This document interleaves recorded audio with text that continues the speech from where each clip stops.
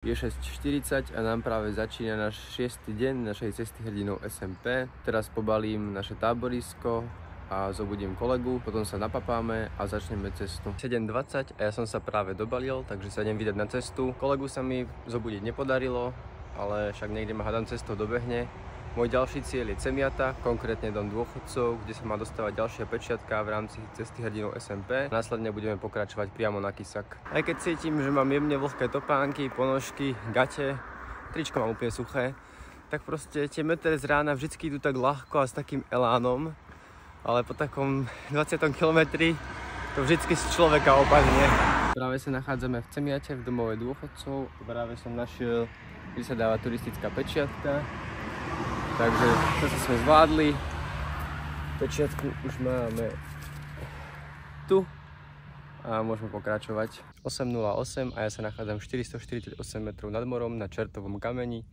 Kysak má byť odtiaľto vraj 6 hodín. Ja sa nachádzam pri odbočke na Čertov kameň, ale musím sa priznať, nezajíma ma to natoľko, aby som kvôli tomu išiel na viac 1,7 km.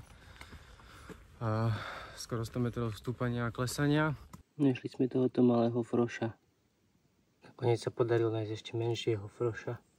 Neviem sa rozhodnúť, či tá zelená plocha tam dole, to je taká voda zarastená dokonale nejakou riasou, alebo je to také kalné.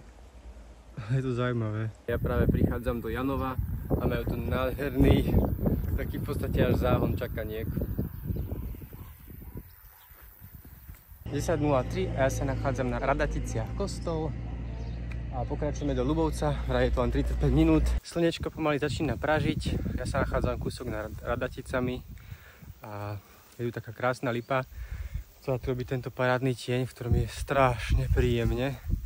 Čiže je si to trocha vody.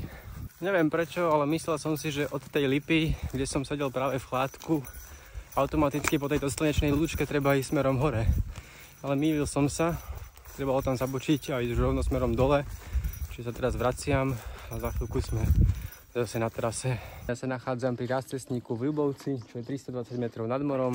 Pokračujem smer Kysak, ale ešte predtým sa tu musíme zastaviť, kúpiť si nejakú vodu v kope, asi tam aj nejakú kofolku a na obecnom úrade nám musia dať razítko. My sa nachádzame na Hradská rázcestie, 470 metrov nad morom, zostáva nejakých 10 km do Kysaku.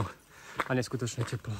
My sa práve nachádzame na Sopotnica Ústie, čo je 306 metrov nad morom a do Kysaku nám ostáva hodina 25.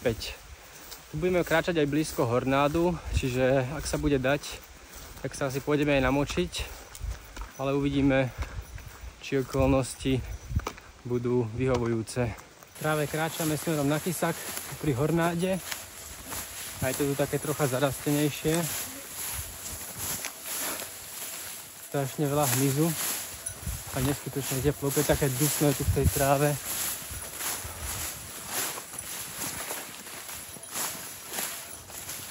Veľmi by som potreboval si niekde na chvíľku sadnúť, vyvetrať si nohy, napiť sa, musím ale zjesť.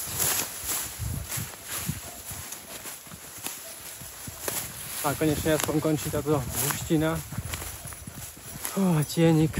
Aj toto je dobré. Je 15 hodín, nachádzam sa asi 2 km od Kysaku a momentálne sme tu pri prameni, kde som si prepral jedno tričko a zvyšok vecí tu teraz všetky suším, pretože už boli dosť také zvlhnuté a tiež sme sa stretli veľmi milého pána, ktorý nám ponúkol birel a tak pokecal s nami, strašne spríjemnilo deň. No a teraz pomaly dosuším veci, do nejakých 10 minút, pobalím sa a pôjdem do Kysaku, aby som ešte stihol otvorený obecný úrad, kde máme dostať razítko. Práve predchádzam nad Hornádom a ako je vidieť, tak je dosť taký kalný, čiže sme sa v ňom nešli kúpať, lebo predsa len vyzerá, že ten prúd je celkom silný a nepotrebujem sa stratiť vo vode, ale za kilometrík sme v Kysaku, čo je veľmi pozitívne. Tu prichádzame k takému múru v Kysaku, že cesta hrdinov SMP. Tu máme Duklianský priesmyk, Medvedie, Čierna hora, Stebnická Magura, tam už sme boli, Bardejovské, Žobrák, ten nám dal zabrať, ale už je za nami, Čergov za nami, Terňa za nami, Veľký Šariš, Janov, tam sme boli dnes, Prokopov mlyn, to sme tiež dnes obchádzali. Kysak, tu sme akurát, uhú. A potom máme Prielohy. Nás toho ešte čaká. Ešte nás toho čaká požehnanie. Telgard a potom Kráľová Hola. To bude ešte zaujímavé, Čertovica, Chopok. Jajaj.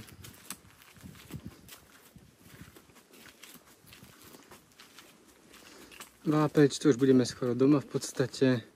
Trenčín, juhu.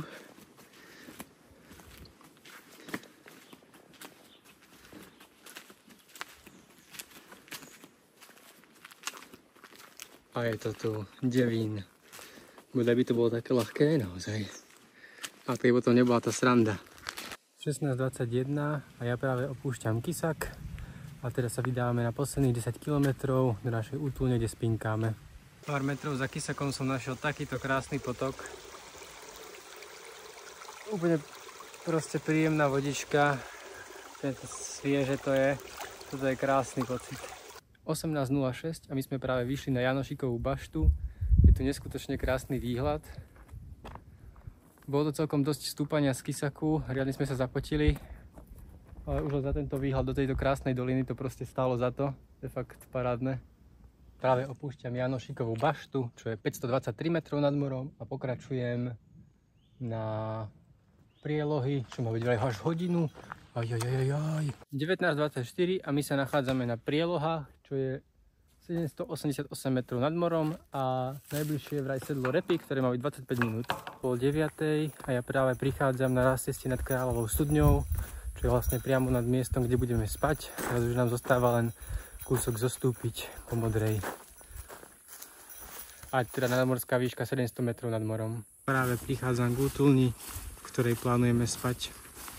Musím povedať, že veľmi sa teším na túto útulňu, nakoľko sme stretli cestou jedného pána, ktorý hovoril, že toto je hotový hotel.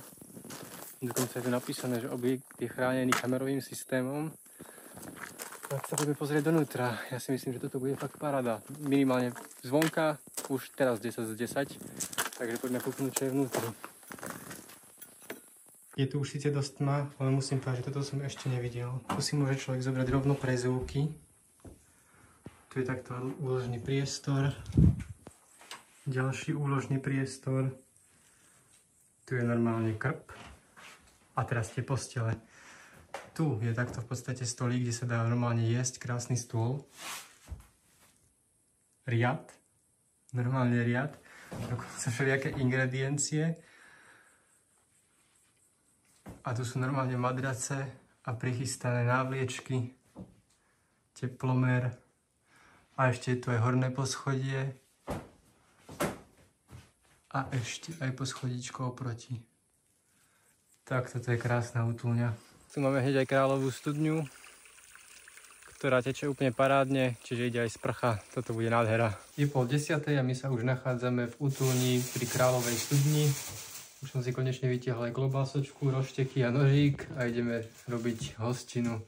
Dnes si to fakt zaslúžime a táto útulňa je neskutočná. Toto je fakt topka medzi útulňami, Hotová kráľovna. Už sme si rozdelili postele, takže ja spím tuto pekne a kolega spí tam na druhej strane. 22:23 a práve sme sa uložili spať, čiže toto je teda koniec nášho 6. dňa našej cesty hrdinou SMP. Dobrú noc.